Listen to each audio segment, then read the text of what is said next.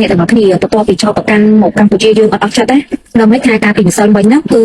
ខាងប្រទេសចិនហ្នឹងគេចេញរបៀបថាមកឲ្យថៃហើយនិងកម្ពុជាយើងហ្នឹងគឺរូបមួយបាត់ឈប់បានគ្នាអីអញ្ចឹងណាព្រោះតែចិនគេចេញថ្លែងការប៉ុណ្ណឹងឯណាសៀមវាចាប់ដើមប្លុកទៀតហើយអស់ពីប្លុកអាមេរិកដូណាល់ត្រាំអត់ចិត្តឥឡូវចូលដល់វគ្គវាប្លុកលោកឈីជីនពីងម្ដងការពីម្សិលមិញវាចោទប្រកាន់មកលើកម្ពុជាយើងដែលវាចេញសារព័ត៌មានថាវារឹបអូសបានគ្រាប់មីស៊ីលពីកម្ពុជា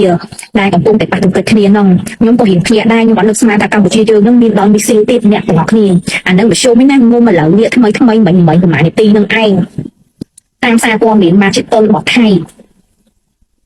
គេបានថាចែឥឡូវហ្នឹងណាលោកសរិញ្ញសវត្ថីបានធ្វើដំណើរទៅកាន់ស្ថានទូតចិនដើម្បីសួរនាំករណីដែលកម្ពុជាយើងប្រើគ្រាប់រ៉ុកែតហ្គាម102ដល់ទំនើបរបស់ចិនដែលកងទ័ពភូមិភាគ2វាហ្នឹងបានរឹបអូសនៅសមរភូមិអីអញ្ចឹងណាហើយវាបានបញ្ជាក់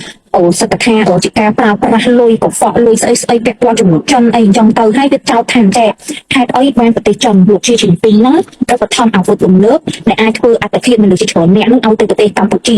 អីអញ្ចឹងណាហើយរួមទាំងអីទេបំជួយមីស៊ីលទៀតឧបត្ថម្ភឲ្យទៅកម្ពុជាអាហ្នឹងសំដីមានអ្នកអញ្ចឹងខាងចែវាអត់សុខចិត្តទេឥឡូវហ្នឹងវាទៀមទាឲ្យខាងស្ថានទូតចិនហ្នឹងបកស្រាយបំភ្លឺចំពោះករណីហ្នឹង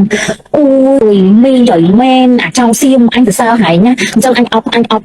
ឆ្ងល់អីមិនបានប្រទេសហែងហ្នឹងណាមកប្រទេសគឺបែកទាំងឆាវល់ដោយសារអីហែងធ្វើស្អីក៏ដោយអត់ចង់ចាញ់កម្ពុជាអ្នកទាំងអស់គ្នាឃើញអត់សូម្បីតែអាមេរិកចុះមកអន្តរាគមន៍ក៏វាអត់ស្ដាប់ដែរហើយវាតាំងខ្លួនថាមុនហ្នឹងថាវាហ្នឹងគឺជាអាមេរិកវាចង់ធ្វើអីក៏បានស្អីតែក្បាលបាល់វាជាមហាអំណាចលើគេក្នុងពិភពលោកឥឡូវដល់តែពេលចិនគ្រាន់តែហែមចង់មកចុះអន្តរាគមន៍រវាងកម្ពុជាហើយនឹងថៃអីអញ្ចឹងវាអត់យល់ព្រមវាចាប់ផ្ដើមបង្កើតប្រធានបទហ្នឹងវាពណ៌ចោតមកលើកម្ពុជាខ្ញុំនិយាយមែន